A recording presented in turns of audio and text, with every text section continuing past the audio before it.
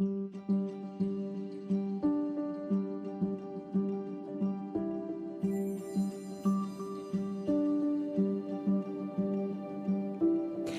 you ever experienced a God wink? You know, the kind of experience you know without a shadow of a doubt that God stepped in and gave you a big old wink from heaven. I'm your host, Cindy Spar, broadcasting from Office Evolution in Troy, Michigan. I am the founder of My Collective Network and My Christian Business Network, two amazing business networking organizations. I am a firm believer that there is power in sharing God wink stories. Think of it as a way for people to shine their light on Jesus, one wink at a time. In Matthew 5:14, it says, "You are the light of the world. A city set on a hill cannot be hidden. Nor do people light a lamp and put it under a basket, but on a stand, and it gives light to all in the house. In the same way, let your light shine before others, so that they may see your good works and give glory to your Father who is in heaven." Welcome back, everyone, to the God Wink. I'm your host, Cindy Spar, and I'm so blessed to be in this room with a longtime friend of mine. He's been with me, I think, in the beginning of my networking days, and Erich Dyer from Dyer's Group. He's got a couple God Wink stories, things that he's going to be sharing with you today. And he is, I'll just say it, he's earlier on in his Christian walk. And I love these people because of how you hear God coming across to them in such unique ways. So without further ado, Erich, please tell our listeners a little bit about you. Hi, yes. Cindy, thanks for having me on. I've been married 13 years on the 22nd of this month. Congrats, dude. Thank you. 6 children, and I had to write down their ages because I have a lot. A 10-year-old son, an 8-year-old daughter, a 7-year-old daughter, a 5-year-old daughter, and a 3-year-old daughter, and let's not forget the 1-year-old daughter. Okay, how do you truck them around? I have a giant transport van that's all blacked out. It looks like a federal agent, so I get left alone, which is nice. Yeah, that's how I drag them around. It's hard to find cars that fit kids these days, huh? Oh, my gosh. I could imagine if you ever went out to eat. Can you say, I'll take the back half of your restaurant? No. Yeah. We have to judge where we eat based on the type of seating they have, for sure. Gosh, bless your heart. I work in the retirement insurance industry, and I've been doing that for about 11 years now. And that's how I met you. Just before COVID, we opened our own doors on our own personal business and tried sitting across the table from a retiree during COVID. It was tricky. So I started networking, and you were the second person I met in the networking space. So you know what? Bless Sheila McCann's heart. That's it, yeah. Wasn't it? Mm-hmm. Sheila back in the day. Oh my gosh, that was such a blessing. Yeah. What caused you to want to get into long-term care? As far as insurance goes, it's actually almost everything in my life is based around my family. Maybe we can touch on that later. But my grandparents needed long-term care insurance. They had long-term care insurance for a while, but the old-style traditional long-term care insurance, prices increase, premiums increase throughout the life of the policy. So they had to let theirs go. And then with my other grandparents, my mother owned a business, and just as she started her business, both her parents needed care. And so she was the primary caregiver. Her sister lived in Vienna. She lives in Canada now, and her brother lives in Virginia. So my mom was providing the care for both of them at that time. And it was not even like they were in the same home. They were separated. Oh, my gosh. She was running between homes, doing all the lion's share of care, and it was breaking her heart. She didn't mind caring for them. But it's the fact of, in my grandfather's case, a man, he feels less of a man when he's being cared for. Yeah. Right? So I always tell people long-term care insurance is not for you, but to protect people from you. Yeah. And then it led into everything else. Pensions for people not running out of assets, which one of my grandparents were close to running out after the stock markets crashed a few times. And then life insurance for families like mine and yours. You've seen that happen. Yeah. God forbid something happened to somebody early and their children are left with nothing. And biblically, we're told to leave something for our children's children, and there's not many easier ways than life insurance. Yeah. Yep. It's an important thing that I think a lot of people don't make it a priority. No. Or they don't, it's never going to happen to them. Yeah. And it's not that they don't care about their families. Mm-hmm. Everybody cares about their families, but they're invincible until they're not. Yeah. So how long has Dyer's Group been around? So we've been in the industry, like I said, for about 11 years. Dyer's Group, though, has been Dyer's Group for about, I want to say 6. Okay. My brother does brokerage, so he works with financial advisors. They come to him for those things I just mentioned, and I talk to the people. I bring it to the people, mom and pops, folks who maybe even don't work with a financial advisor because they think they don't have enough money, but they still have something to protect. You talk about protection, and I remember you and I always had we would get into deep talks, even finances, right? Yeah. We both in our businesses have had our ups and our downs, but we've always been able to make ends meet. And I always give that credit to God because I'm like, He's there. Like, He will provide your needs. Yeah. And He also blesses us as well. Mm-hmm. Would you be open to sharing what your walk has been like through that? Yeah, it's funny. It really leads right into it. So, the way our business works, the way my business works, it's, either I have a bunch of clients or I don't right now. I could go a couple months without landing anything. Most of my business is through referrals or friends or surprisingly not too many family. Most of my older family's gone, but it's a lot of referrals. And I also work with financial advisors who, when they're getting old and long in the tooth, they need someone to help them out. I will share business. Last summer, it was a especially dry spell, a very rough time. My brother and I, for many years, we worked together, but my business wasn't catching on quite as fast as the brokerage side. So I told him, I said, look, I'm going to step back. I don't want to take away from what you're building. Let me try to do this on my own, not because he was willing to help me out, but I didn't want to lean on him too much. Yeah. During that time, it was dry spell. I wasn't working with my brother anymore. I remember sitting in my office, and I could hear my wife was stressed out because we were short on money, and I could hear a few of the kids crying. I could hear her cooking and making best of a bad situation upstairs while I'm banging my head against the wall. I was at a loss. I had no way forward, and I thought, and I had been, weirdly enough, I have YouTube playing on one of my screens every now and then, and I remember catching Ray Comfort. I think it's Living Waters podcast. He does one where he evangelizes to people on the streets. And I'd heard him there a few times, and those were always rolling around in my head. Actually, I was worrying about those, thinking, where am I leading my family? What am I doing with them? What am I doing as a husband, as a father? And I fell to my knees that day, and I remember just hearing them fight, and I was just heartbroken. I had no way forward for anyone. And I prayed harder than I ever had before, truly just gave my life away. And I didn't immediately feel better, right? It wasn't like a light switch. I was still distraught and wrecked because it was all my own fault, right? How could we always do more, try harder, build our business better? What decisions? I remember that. After that, I don't know if it was the next day or two incredible things happened. A client I'd been trying to get a hold of for quite literally 6 years returned my call. They returned my call 6 years. Had no problem with the client. They're busy people. For 6 years? For 6 years. COVID happened, and a lot of clients that way. COVID happened, and they're down. Yeah. I had clients that, they said, Eric, we miss you, but we were really nervous about having anyone out. These people lived way out in Northville. The good people, love them, but they answered their phone. And that case paid for essentially the next 3 months of my life. Wow. I was set for 3 months. That's like a summer. It was like a whole summer. And then every time it started to get short again, and look, I want to emphasize this, God is not a piggy bank. Yeah. He's not here to grant your wishes. He's not a genie. And I didn't expect that, but I needed a way forward. I needed something. And that provided that. In addition, we're all fallen creatures, right? There were a couple of sins that I indulged in that within the same week, the urge to go back to that were gone. Wow. Overnight. I tell people, it's like the TV's still on, it's still there, but I can ignore it, the volume's off.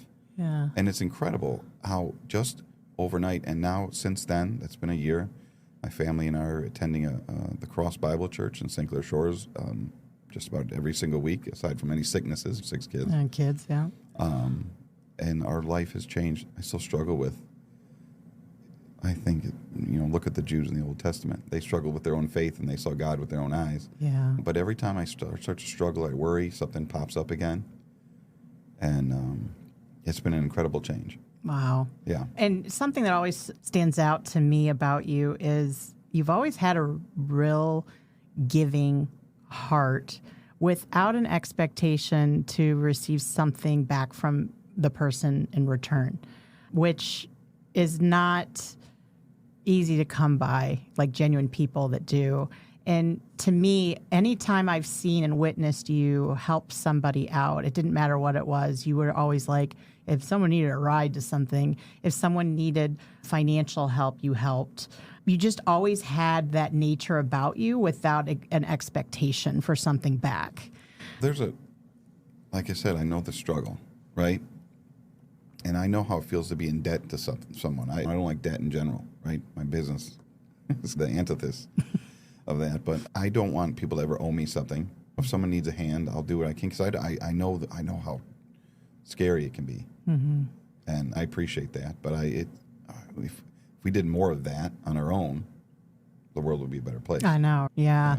I had very recently, as I was engaging with a ministry that's overseas over in Pakistan, I knew that they had a great need that coming weekend that I was speaking with them. They were like, we have women and children coming in. We were pretty much like a food bank to these Pakistan people. They come looking for clothing and food, and in the back end, we're giving them spiritual food. Wink.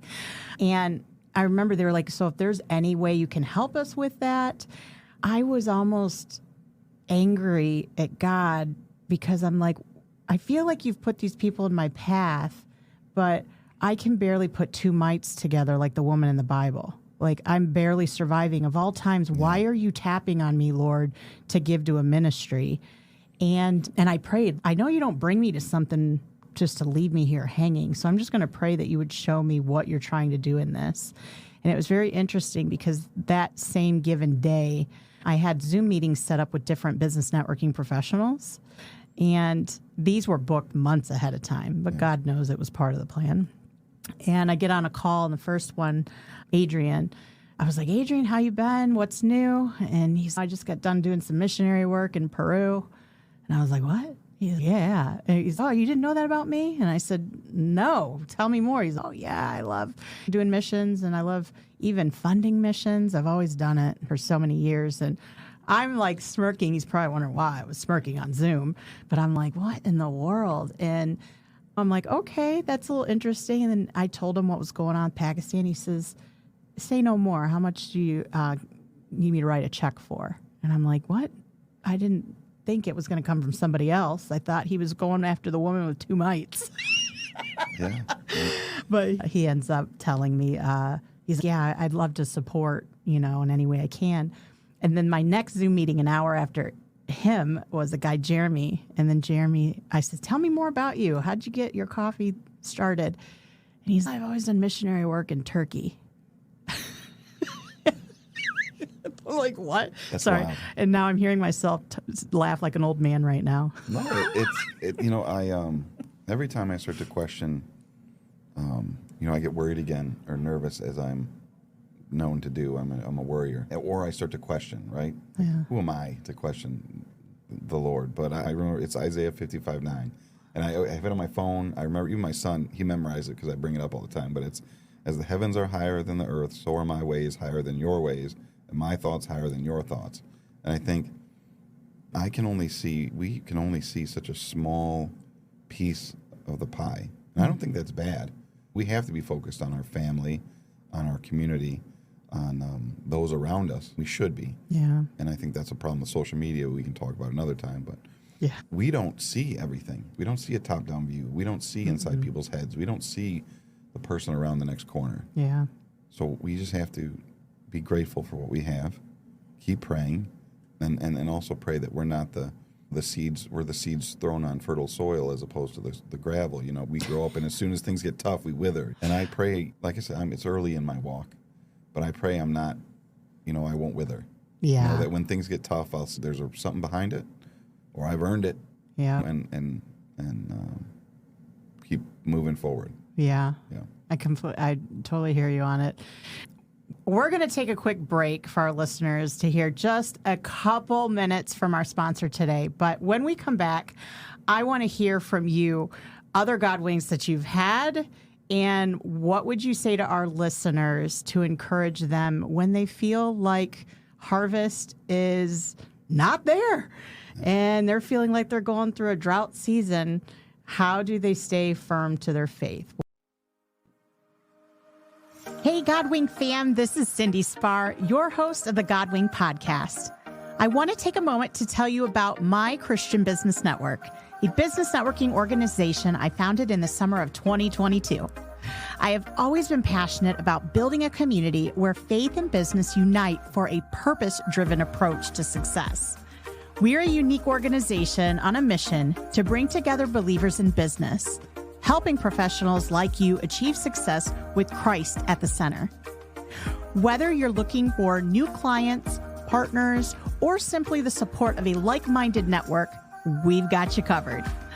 Our networking groups meet monthly in Richmond, Clinton Township, Shelby Township, and Clarkston, giving you the opportunity to build connections in your local community. And if you're looking to make connections faster, don't miss our monthly speed networking events in Clinton Township, Richmond, Oxford, and Hazel Park.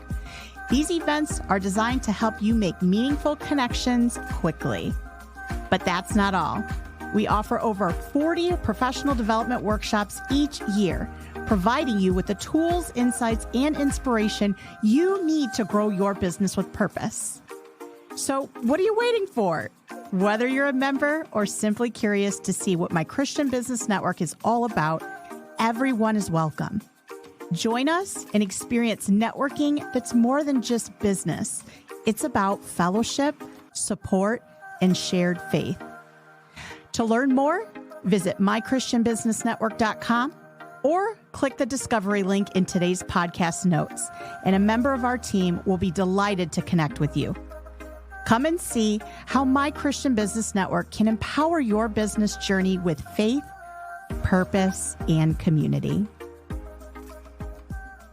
All right, welcome back, listeners. We are back here with Erich Dyer from Dyer's Group as he is sharing with us what his walk has looked like, whether it was meek or not financially, how his faith has been built in the process. So, Erich, I would just love for you to continue to share with us how God's moving and also encourage our listeners how they can stay of the faith during tough times. That is the question, right? And when I know, I'll let you know. But for me, at least for now, I have a wonderful wife, 6 wonderful children, and I tell people way back, God's owned us from the beginning. So even before we decided to bow our heads or crumple to the ground, I never thought I'd be married. And I thought maybe if I got married, I'd have maybe a kid, maybe 2. What? Yeah. But I thought I'd be the fun uncle. My little brother got married before I did. And 13 years ago, I bumped into my wife, and 13 years later, we have 6 children, and I think some of our only regrets are we didn't start earlier because we adore each one of them.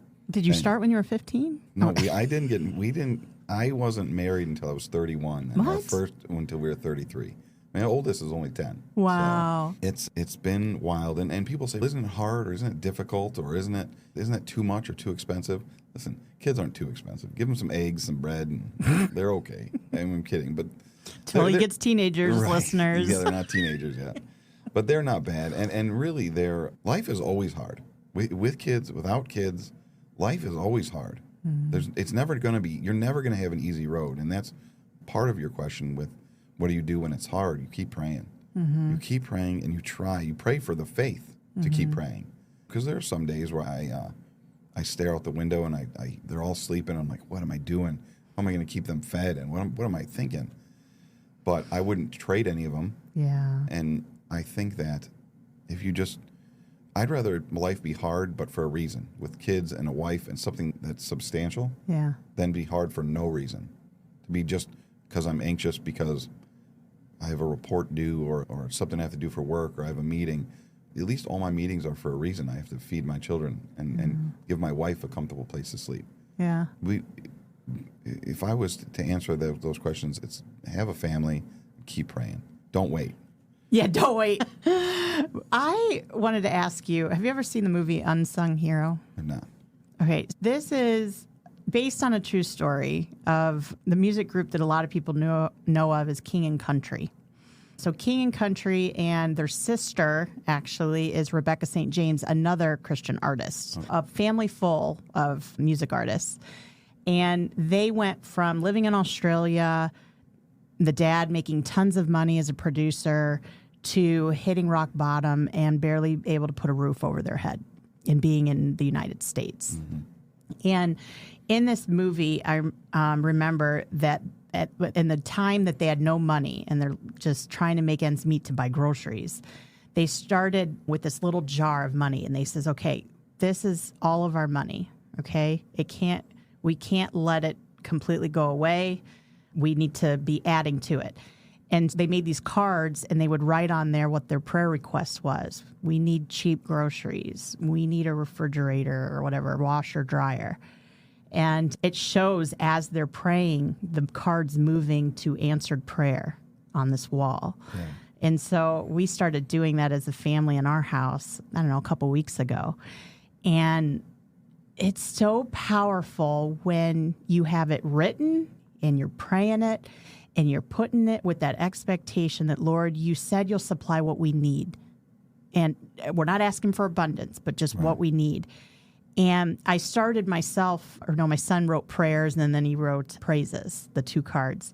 So then I think I wrote just a couple things down, our car tags. Our birthdays are a day apart, so me and my husband pay like $500 all at once. They're both in my name. It's the worst. $500. It's crazy. Thanks, Michigan. Yeah. I got heavy cars, too. Yeah.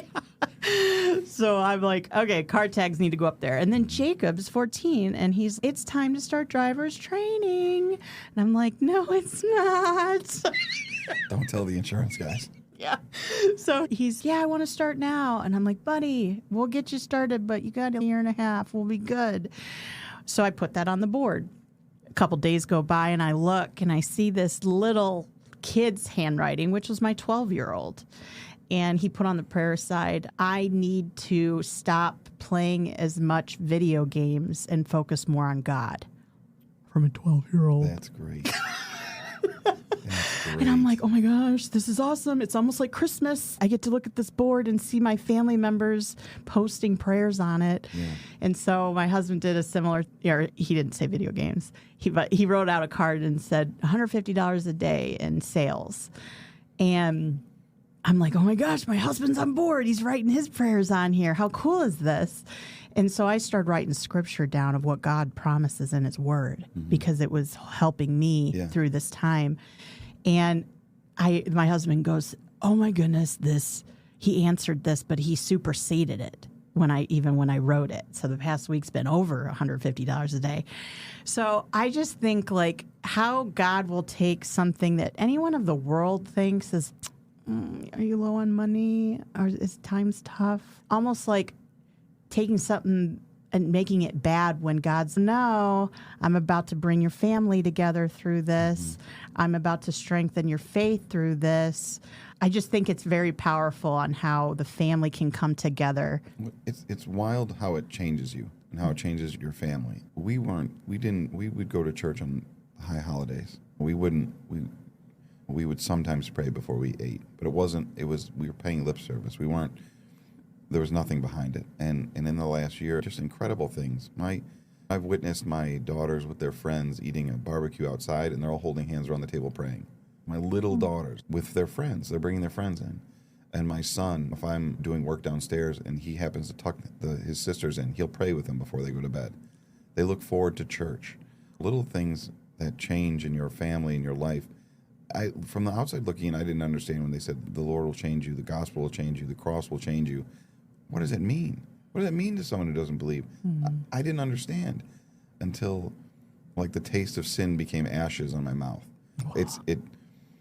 The little things that change in your life and you start to notice it more and more is incredible. And it does change. You are changed. I still have nerves. I'm still worried about things, but things are working out. I made it here today. My kids ate food yesterday. Everyone's it's incredible the things in your house that change. And it's funny that you mentioned notes. A pastor I like to listen to every now and then, Paul Washer, he mentioned, how many answered prayers do you have on your wall? Or something to that effect. I don't want to put words in his mouth because he's a much better speaker than I am, but I thought about it. There are prayers that have been answered for me, and how foolish that I haven't been keeping track, because I know they have been. And the very fact that I'm still here, not in the poorhouse, it's been a full year and things are just looking better. It's wild. I think people should start doing coffee cans with cards and just like having one for prayers and one for answered prayer. Yeah. And see what happens after a year. Sure.